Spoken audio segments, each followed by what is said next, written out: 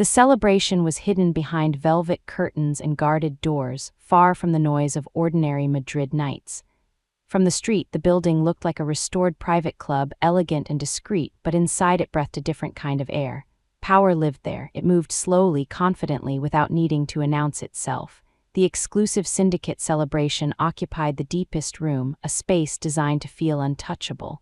Low lights reflected off dark wood and polished glass. Soft music played, but no one truly listened to it. Conversations were murmurs, carefully measured, never rising too high. In that room, even laughter was controlled. Men in tailored suits stood or sat in small groups, their posture relaxed but alert, like predators at rest. These were not men who needed to raise their voices. Their authority had already been established elsewhere in places no one here spoke about. The doors were guarded by silent figures who did not drink, did not smile, and did not look away. Anyone who entered knew immediately where they stood in the hierarchy. You could feel it in your chest like pressure. At the center of it all sat the Mafia boss.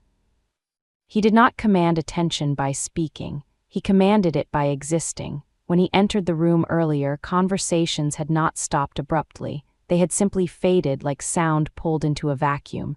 Now he sat in a leather chair, slightly apart from the others, his posture straight, his movements minimal. His suit was dark, perfectly fitted, free of unnecessary detail. He did not wear jewelry beyond a watch that looked old and worn, as if it had survived a lifetime of things no one else could see. His face was calm, almost unreadable. Cold, some would say, disciplined, certainly. He listened more than he spoke, and when he did speak, people leaned in. His authority was not loud or aggressive. It was silent and absolute. No one interrupted him. No one questioned him. Fear lived comfortably around him, not as panic, but as respect sharpened by consequence. Across the room, moving carefully between tables, was the waitress. Valeria carried a tray balanced with instinctive precision, her steps measured, her shoulders slightly tense. She had learned long ago how to move without drawing attention, how to exist in spaces that did not want to notice her. Her uniform was clean but simple, designed to erase individuality. Her hair was tied back tightly, not for style but for practicality. Every movement she made was efficient, practiced after years of double shifts and long nights. She was exhausted. It lived in the small ache in her lower back, in the heaviness behind her eyes, in the way her feet burned with every step. She had been awake since before dawn, leaving her mother coughing softly in their small apartment. The worry followed her like a shadow. Bills unpaid, tests postponed, time slipping away. Tonight was just another shift, another night of serving people who lived in a different universe. She was not there to be seen. She was there to survive. As she moved through the room, she felt the subtle danger in the air, not obvious threats, but the kind that settled under the skin. She noticed how some men spoke too loudly, compensating for their position. Others spoke barely at all because they did not need to. She noticed how glances shifted toward the center of the room, how bodies adjusted unconsciously when the boss moved his hand or leaned forward. Once, as she passed near his table, she felt it clearly. The whispers stopped, not because he spoke, but because he adjusted in his seat. The silence lasted only a second, but it was enough to make her heart stutter. She lowered her gaze automatically, placing a glass down with careful hands, then stepping back. For a brief moment, she looked at him.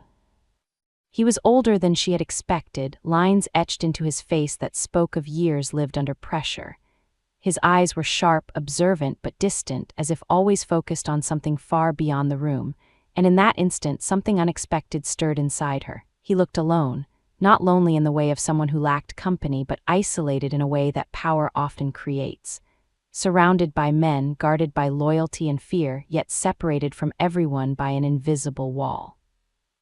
She had never imagined feeling anything toward someone like him. Their lives were not meant to touch. A mafia boss and a waitress existed on opposite ends of the world. One ruled, the other endured. One decided, the other adapted. And yet, as she turned away and continued her work, a quiet awareness lingered. The room where power breathed had noticed nothing, but something fragile had already been planted. The room shifted its weight slowly as the night deepened, and the drinks flowed with quiet excess. And Valeria felt it before she heard it, the change in the air, when one of the men near the boss leaned back in his chair and laughed too loudly, a laugh that scraped against the low, controlled atmosphere like a blade against stone. He was a Capwargime, one of the men who enjoyed reminding others that power could be cruel when it wished to be. His voice carried easily, cutting through the music and the murmurs as he snapped his fingers. Without even looking in her direction, Valeria stopped beside the table, instantly her body responding before her thoughts. Did she had learned that hesitation was punished in places like this? He did not look at her when he spoke, only at the glass in his hand, as if she were furniture, as if she existed only to correct his inconvenience. He complained about the drink, the temperature, the glass, the speed of service, each word carefully chosen to humiliate rather than correct the men around him, smiled thinly, some amused, others relieved it was not their turn to be the target. Valeria listened, without reacting, her face calm, her posture respectful, her hands steady despite the tension crawling up her spine. She apologized softly and reached for the glass, knowing better than to argue, knowing that dignity in this room was something you protected silently or lost forever. As she turned to leave, she heard him again, his voice dripping with mockery, asking her if she understood how much money was sitting at that table, how a single watch on a wrist could erase her entire life, how some people were born to serve, and others to command. Laughter followed, sharper this time, testing the boundaries of what was allowed. Valeria felt the words land like blows, but she did not flinch. She had learned long ago that responding only fed men like this. She focused on her breathing, on the weight of the on the familiar ache in her shoulders. She thought of her mother alone in their apartment, the cough that never fully went away, the medicine they rationed to make it last longer. She had survived worse than words. She would survive this too. Across the room, the Mafia boss watched without moving. He did not intervene, he did not raise his hand or silence the man. The lack of reaction was not approval, but it felt heavier than any shout. The Capwargime eventually grew bored of his own cruelty and waved her away, dismissing her with a flick of his fingers as if she were nothing. Valeria walked back toward the bar, her steps measured, her face composed. But inside something burned, not anger, but a quiet resolve, the kind that had kept her standing for years. She poured another drink with careful precision, wiping the rim twice to steady her hands. She refused to let them see her shake. When she returned to the room, she felt it again, the way the atmosphere shifted subtly. When the boss adjusted his posture, conversation's softened eyes flickered toward him and away again. He had not said a word, yet the room obeyed him all the same. Valeria passed near his table, and for a brief moment their gazes almost met. She caught the smallest change in his expression, not sympathy, not pity, but attention, as if he had noticed something he had not intended to see. The men laughed again, but quieter now, more restrained. The danger in the room had sharpened, invisible but undeniable. Valeria lowered her eyes and continued working, unaware that something fragile had cracked beneath the surface of power, and that the man who ruled the room had seen her endurance and would not forget it. The night continued to stretch forward, heavy and slow, as if time itself was cautious inside that room, and Valeria felt her body moving on memory alone, her hands lifting glasses, placing bottles, clearing plates without thought, until exhaustion blurred the edges of everything. The laughter had dulled, the music felt distant, and the air was thick with perfume, smoke, and unspoken threat. She approached the central table again to remove empty glasses, and as she leaned forward, the man at the center of the room shifted, slightly rolling up the sleeve of his shirt just enough to free his wrist from the tight cuff. It was a small, careless movement, something no one else noticed or cared about, but for Valeria it was as if the room vanished entirely.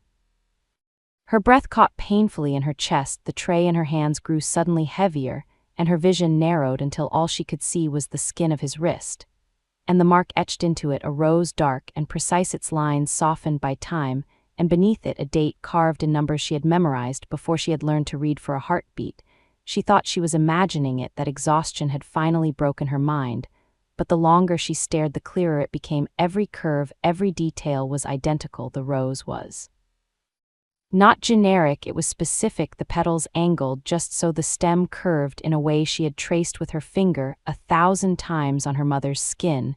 When she was a child, the date beneath it burned into her memory, a date her mother never celebrated but never forgot.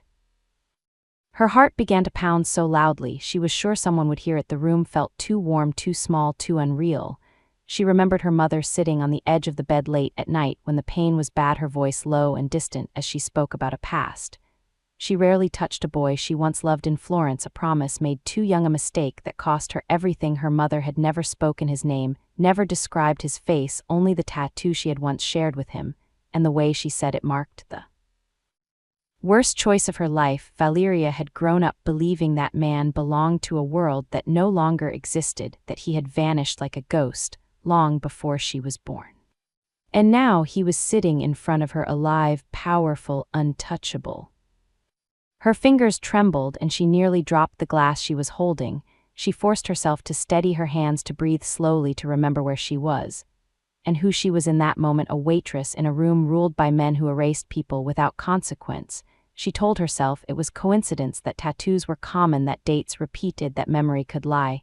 She tried to step back, to disappear as she always did, but her feet refused to move. The question rose inside her, sharp and unstoppable. What if this was not coincidence? What if the man her mother had buried in silence was sitting 10 steps away?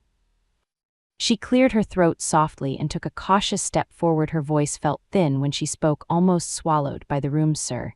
She said the word barely audible, yet it carried farther than she expected. The conversation near the table slowed, and the Capwargime frowned, annoyed at the interruption. The boss did not look up, yet Valeria swallowed and forced the words out before fear could stop her. My mother has the same tattoo, the same rose, the same date. The effect was immediate and terrifying. The glass in the boss's hand slipped and shattered against the floor, the sound echoing unnaturally loud in the sudden silence. Every voice in the room died instantly. Chairs stopped shifting, hands froze mid-motion. The boss lifted his head slowly, and when his eyes met hers, something changed. Not anger, not confusion, but shock, raw and unguarded, as if a door he had sealed decades ago had been torn open. Without warning, power drained from his posture, leaving behind something human and exposed. The room held its breath, and Valeria realized too late that whatever line separated their worlds had just been crossed, and there was no way back. The silence after the glass shattered did not feel empty. It felt heavy, like the air itself had turned solid and pressed against every chest in the room. Valeria stood frozen, her heart racing so violently she feared it might betray her. The men around the table did not move, not because they were afraid of her, but because they were afraid of what they were witnessing. The Mafia boss remained standing now, his chair pushed slightly back, his eyes locked on her face, as if he were searching for something he had lost long ago. His expression was no longer cold or disciplined, it was fractured, stripped of control, in a way no one in that room had ever seen before. Slowly, deliberately, he took a step toward her, and the room reacted instantly. Guards straightened, hands hovered near hidden weapons, whispers died before they could form. Valeria felt the weight of every gaze on her, but she could not look away from him. There was something in his eyes now, not rage, not suspicion, but recognition mixed with dread, as if the past had risen from the floor where he had buried it and wrapped its hands around his throat. Say that again, he said quietly, his voice low and steady yet trembling beneath the surface. Valeria swallowed, her mouth dry, her legs weak. She should have stepped back, should have apologized, should have disappeared, but the truth had already escaped, and it refused to be taken back. My mother, she said softly, forcing the words out, my mother has the same tattoo, the rose, the date. A murmur rippled through the room, quickly silenced by a single raised hand from the boss. The Capwargime who had mocked her earlier shifted uncomfortably, his confidence cracking, as he sensed something dangerous unfolding that he did not understand. The boss turned his wrist, slowly examining the tattoo, as if seeing it for the first time in decades. His fingers brushed the ink unconsciously, a gesture so personal it felt invasive to witness. Florence, he said suddenly, his voice barely above a breath. Valeria felt the name strike her like a blow. She nodded, once unable to speak, her throat burned. Her mother had spoken that city like a wound that never closed. The boss took another step closer, stopping just far enough not to touch her. The distance felt deliberate, respectful, and unbearable all at once. What is your mother's name? He asked. The question landed heavier than any threat. Valeria hesitated, fear and instinct battling inside her. She knew that name carried weight, power, consequences, but something deeper than fear pushed her forward. Marina Roman, she said. The reaction was immediate. His face drained of color, and for a moment he looked older than his years, as if time had finally caught up to him. The room vanished for him, replaced by memories. He had spent a lifetime outrunning a young woman with tired eyes, and a stubborn smile, promises whispered in a language of dreams, fear disguised as duty, a lie dressed as mercy. He staggered back a fraction, bracing himself against the table. The men around him exchanged uneasy glances. They had seen this man order deaths without blinking, but they had never seen him shaken by a name. 25 years, he whispered more to himself than to anyone else. Valeria felt her breath hitch. She did not yet understand the full meaning of what he was saying, but she knew instinctively that her life had just split into before and after. The boss lifted his gaze to her again, and his voice broke through the silence with a truth that made the room feel suddenly too small. I was told the child did not live. The words struck her like ice. I am here, Valeria said, her voice trembling but clear. I am 25 years old. No one moved, no one spoke. The Mafia boss closed his eyes slowly, as if the weight of that sentence had crushed something inside him. When he opened them again, they were wet and burning with something far more dangerous than anger, regret. The room where power breathed had become a room where the past had finally found its voice, and nothing would ever be the same again. The room did not return to normal after the truth was spoken. It remained suspended, as if time itself had been wounded. The Mafia boss stood very still, his face rigid, his jaw clenched so tightly it seemed carved from stone, yet inside him something violent was unfolding. Valeria could feel it without seeing it, a storm turning inward. Memories he had buried beneath years of blood deals, loyalty tests, and disciplined silence were tearing through him with merciless clarity. Florence returned to him not as a city, but as a season of his life, when he had still believed love could exist without cost, when he had still thought choice belonged to him. He saw Marina as she had been, young, defiant, tired, but radiant in a way that had frightened him.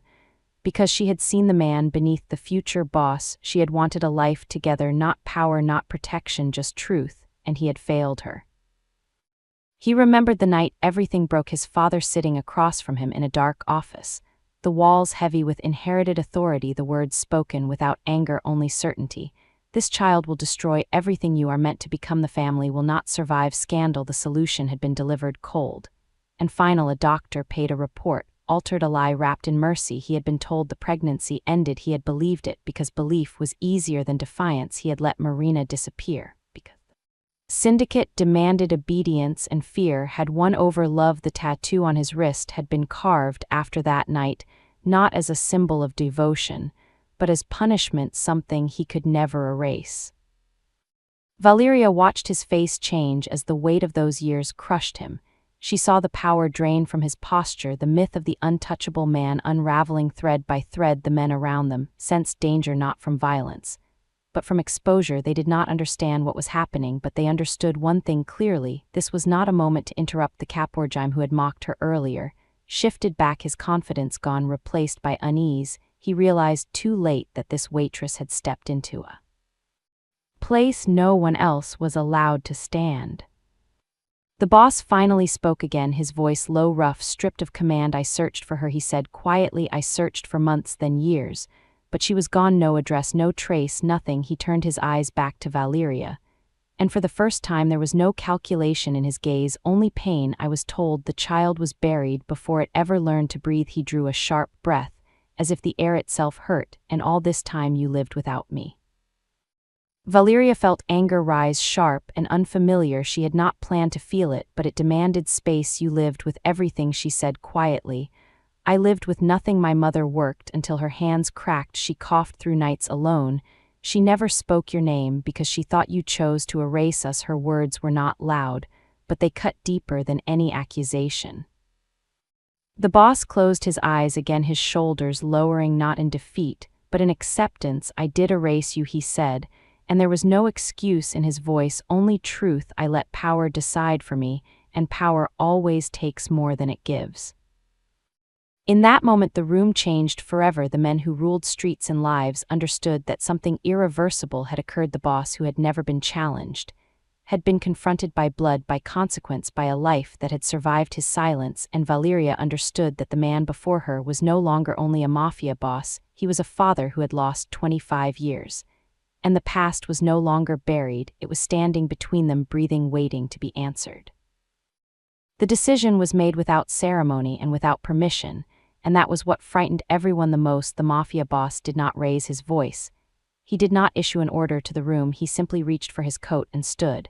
And the men around him reacted too late, realizing that this was not a performance, but a choice, a dangerous one. Valeria felt the shift immediately, the guard's stiffened instincts screaming that the boss never moved without layers of protection, that the streets outside did not belong to this room of velvet and silence. Yet he looked at her not as an employer, not as a ruler, but as a man who had just discovered his blood still lived. And that knowledge had cracked something open inside him. "Take me to her," he said quietly. And the words carried no command, only urgency. Valeria hesitated, fear coiling in her chest, because she understood the danger better than anyone. He did not belong in her neighborhood, not without consequences, not without shadows following him, but the truth had already pulled them past the point of safety, and something told her that refusing would only deepen the wound. She nodded once, and that single movement sealed what could no longer be undone.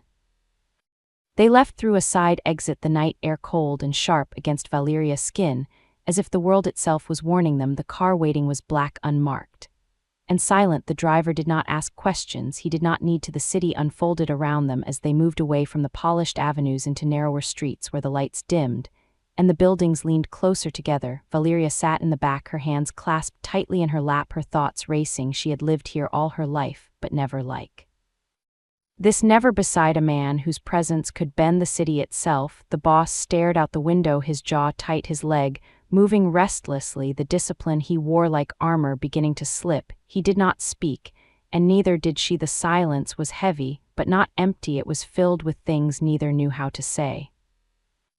As they crossed into her district, the contrast became brutal. The streets were worn, the walls stained by years of neglect, the air carrying the smell of old stone and damp concrete.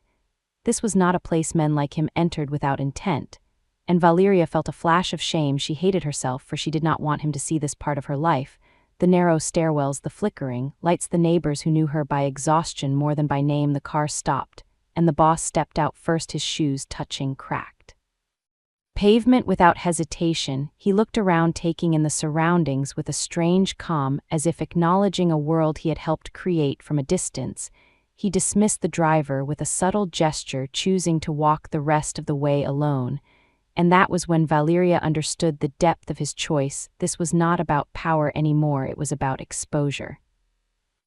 They climbed the stairs in silence, each step echoing in the narrow space. Valeria's heart pounded with every floor they passed. When she reached the door, her hands shook, and she paused, breath caught in her throat. This was the threshold between past and present, between survival and truth. She warned him softly that her mother was weak, that she was sick, that seeing him could break something fragile. He nodded, accepting whatever consequence waited on the other side. When the door opened, the small apartment felt suddenly too quiet. Too small to hold the weight of what followed. The room smelled of medicine and old books, and the soft sound of breathing came from the chair near the window. Her mother looked up, and in that instant the years collapsed. Her face drained of color, her body stiffened, and the man who had ruled cities stood helpless before the woman he had abandoned. The line of blood had been crossed, and there was no retreat, only reckoning. Marina did not scream when she saw him, and that silence was more devastating than any outburst could have been. Her body went rigid in the chair, fingers gripping the worn fabric of the armrest, as if it were the only thing keeping her upright. Her eyes locked onto his face, and in them lived 25 years of restraint, pain, and survival. Valeria felt her chest tighten, watching her mother shrink inward, not from fear, but from memories that had never healed. The mafia boss stood just inside the doorway, unmoving, stripped of every layer of authority he had worn for decades. He did not take another step forward, because he understood instantly that this space did not belong to him and might never again.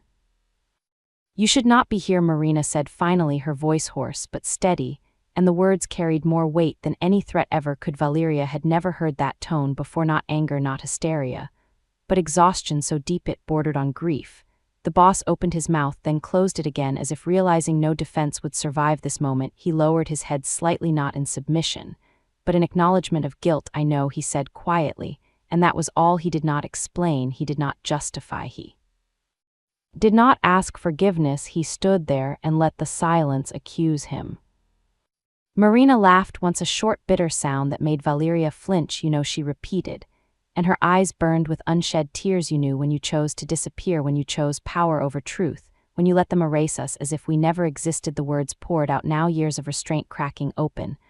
"I waited for you, I looked for you, I carried your child while being told you were gone by choice, that you did not want us, that you had solved the problem." She leaned forward, breath shaking. "I was alone, and I survived. Without you." Valeria felt tears rise, but she stayed silent, knowing this was not her space to interrupt. The boss listened, without looking away, each word landing like a blow. He nodded once slowly. "I failed you," he said, and his voice broke just enough to reveal the man beneath the legend. "I believed a lie, because it was easier than fighting the truth. I let fear guide me, and it destroyed everything that mattered." His hands clenched at his sides, and Valeria saw the effort it took for him not to reach out. Marina closed her eyes for a moment, and when she opened them again, they were glassy but focused. "You do not get to return now and pretend regret fixes time," she said. "You do not get to step into my home and claim what you abandoned." Her voice softened only when she glanced at Valeria. "You were never meant to know him. I protected you by carrying this alone." "I am not here to claim anything," the boss said quickly, stepping back a fraction. "I am here because I learned she lived, and I could not stay away another day." He looked at Valeria, then back to Marina. "I will not ask for forgiveness. I do not deserve it. I only want to help because you are ill, and because I owe you both more than I can ever repay." The word "ill" changed everything. Marina's shoulders sagged slightly, the fight draining out of her. She was tired, too tired to carry rage any longer. Valeria moved to her side, kneeling, and taking her mother's hand. "Mom, please," she whispered, "we need help." The room held its breath. Marina looked between them and finally nodded once, not in surrender, but in survival. "If you help," she said, "it will be on my terms. You will not control, you will not command, you will not erase us again." The boss bowed his head. "Yes," he said simply, and in that moment the reckoning was complete. The past had spoken, the truth had been heard, and the road ahead would not be ruled by power but by choice. The hospital corridors were quiet in a way that felt unnatural, as if the building itself knew the weight of the people moving through it. Valeria walked beside her mother, holding her arm, feeling how light she had become, how every step cost effort. The Mafia boss followed a pace behind, not close enough to intrude, not far enough to disappear. And for the first time, Valeria noticed how careful he was making himself smaller in a place where his name usually opened every door. Doctors did not rush because of fear. Nurses did not whisper his identity. No favors were demanded. No threats were implied. He spoke only when asked, and when he did, his voice was calm, stripped of authority, reduced to concern. Tests were ordered immediately, blood drawn, scans taken, machines humming softly as Marina lay still staring at the ceiling. Valeria watched every movement, her heart hammering with fear she had carried alone for years. This was the moment she had dreaded and prayed for all at once. The possibility of answers terrified her, because answers meant reality, and reality could still take everything away. The Mafia boss sat across the room, his hands clasped, his gaze fixed on Marina, as if he were afraid to look away in case she vanished like she had before. Hours passed in a blur of white walls and muted footsteps, and waiting stretched thin until it hurt. When the doctor finally returned, Valeria felt her breath leave her body before a word was spoken. Marina gripped her hand tightly, her fingers cold and trembling. The doctor spoke slowly, carefully explaining that the illness was serious but not a death sentence, that months of neglect and stress had taken their toll, but treatment could restore what exhaustion had stolen. Relief hit Valeria so hard her knees nearly gave out. She covered her mouth to keep from crying, and Marina closed her eyes, tears slipping silently down her cheeks. The Mafia boss did not move for a long moment, then he lowered his head, as if something heavy had finally been lifted from his chest. From that moment everything changed, but not in the way Valeria expected. There were no dramatic gestures, no public displays of power, no bribes, no intimidation, no erasing of rules. The boss arranged care quietly, respectfully, hiring specialists, ensuring medication and rest without ever forcing his presence. Marina noticed this, and though she said little, her body relaxed slowly day by day. As the fear receded, Valeria watched her mother sleep more peacefully than she had in years and felt something fragile bloom inside her hope. One evening, as Marina rested, the boss sat across from Valeria at the small kitchen table. The room was dim lit by a single lamp casting soft shadows on walls that had seen too much. He slid a folder toward her, but did not push it closer. Inside were documents for education, housing, medical care resources. He had arranged without obligation, without condition. Valeria looked at him unsure, and he spoke before she could question. "I am not trying to buy forgiveness," he said quietly. "I am trying to return what should never have been taken choice." The word struck her deeply. She had lived her life without it, shaped by survival, limited by circumstance, and here it was being offered, not demanded, not tied to obedience. Valeria felt tears sting her eyes, and she looked away, struggling with emotions too large to name. The boss watched her carefully, ready to accept rejection. If it came, blood did not entitle him to anything. He understood that now. In that small kitchen, surrounded by the ordinary sounds of a life built from endurance, redemption did not arrive with grandeur. It arrived softly, in restraint, in presence, in the decision to protect without possession. And Valeria realized that power used gently was the most dangerous transformation of all. The offer did not come wrapped in promises or raised voices, and that was what made it dangerous. Valeria felt it pressing against her long after the folder had been closed and set aside on the table. It was not the money itself that unsettled her. It was the meaning behind it, the quiet assumption that her life could now move in directions she had never allowed herself to imagine. She had learned to live within limits so tight they felt like laws. And suddenly those limits were being loosened by the very man who had once erased her existence. The contradiction made her chest ache.